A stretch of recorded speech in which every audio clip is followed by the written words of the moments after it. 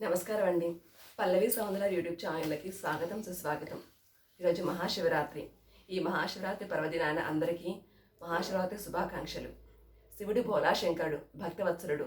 ఇతనికి కొంచెం నీళ్లు పోస్తేనే, ఒక చిటికెడంత ఒక చిన్న చుక్క నీరు పోస్తేనే ఎంతో మనకి వరాలు ఇచ్చే భోళాశంకరుడు శివుడు. శివుడు భస్మాభిషేకుడు. భస్మాన్ని మొత్తం బూడిదగా తను రాసుకొని మనకి ఎంతో సంతోషాన్ని ఇస్తాడు. అతను భక్తవత్సలుడు. అతను అందరి భక్తుల పట్ల అందరినీ అతని వాత్సల్యం కురిపిస్తూ ఉంటాడు. అంత మంచివాడు అన్నమాట శివుడు. ఎంతమంది దేవుళ్ళకు అయినా ఇన్ని పూజలు చేయాలి, ఈ పూజలు చేయాలి, పసుపు కుంకాలని చెప్పి పూలు అని చెప్పి రకరకాలుగా ఉంటాయి.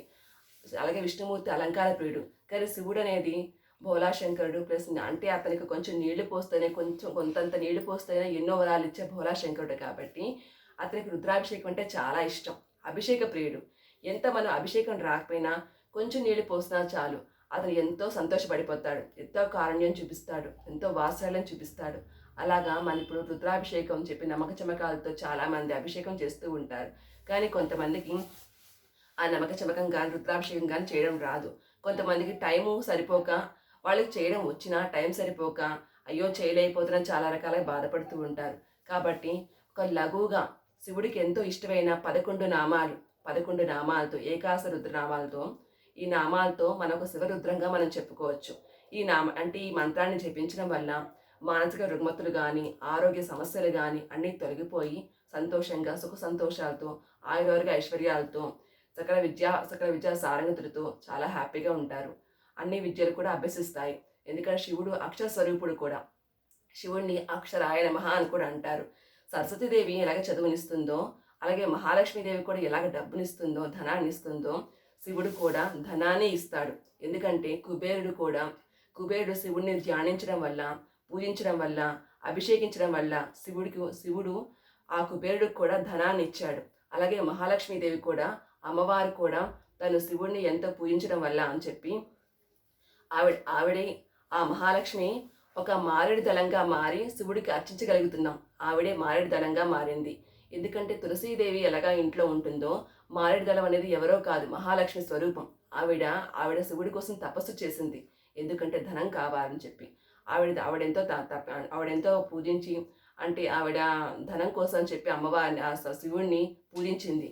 ఆ పూజించిన వల్ల అని చెప్పి శివుడు ప్రత్యక్షమయ్యి ఏం వరం కావాలో కోరుకో అంటే, స్వామి నేను ఎప్పుడు నీ పాదాల దగ్గరే ఉండాలని చెప్పి వరం అడిగింది. ఆ వరం సరే తథాస్తు అన్నారు. అందుకని అమ్మవారు మహాలక్ష్మీదేవి ఒక మారేడు పత్రంగా మారి శివుడి పాదాల మీద ఉంటుందన్నమాట ఆ మహాలక్ష్మి స్వరూపం. అలాగే ఏంటంటే శివుడు అక్షర స్వరూపుడు. ఓం శ్రీ అక్షరాయ నమః, ఓం అక్షరాయ నమః అంటారు. ఒక తెల్లటి బియ్యంతో శివుడిని మనం ఓం అక్షరాయ నమః అని చెప్పి మనం ఒక 11 సార్లు మనం పూజించడం వల్ల ఆ బియ్యాలు, ఆ 11 నామాలతో మనం ధ్యానించి పూజించడం వల్ల ఆ బియ్యాన్ని తీసుకొని మనం అన్నంలో వండుకుంటే ఆరోగ్యం బాగుంటుంది. అలాగే ఎవరికైనా హెల్త్ ఆరోగ్యం బాగాలేకపోయినా ఆ బియ్యపు గింజ నోట్లో వేసుకున్నా వాళ్ళకి ఎంతో ఐశ్వర్యాన్ని, ఆరోగ్యాన్ని ప్రసాదిస్తాడు మహాశివుడు. చదువుని కూడా ఇస్తాడు. అలాగే ఇప్పుడు మనం ఏకాశ రుద్రనామాలు తెలుసుకుందామా రండి.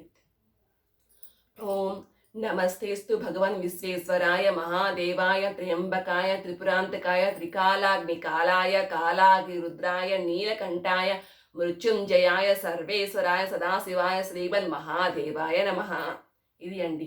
దీనిలో నీలకంఠుడు అంటే కూడా తెలుసు కదా, గరళాన్ని తన కంఠంలో ఉంచుకున్నవాడు శివుడు. అలాగే ఏంటంటే విశ్వేశ్వరాయ అంటే ఈ విశ్వాన్ని విశ్వేశ్వరాయ అంటే ఈ విశ్వానికి ఒక సృష్టికర్త. ఇతనికి ఈ విశ్వాన్ని అంతటికి, ప్రపంచానంతటికి భూతనాథుడు శివుడు. ఒక రాజు లాంటి వాడు శివుడు.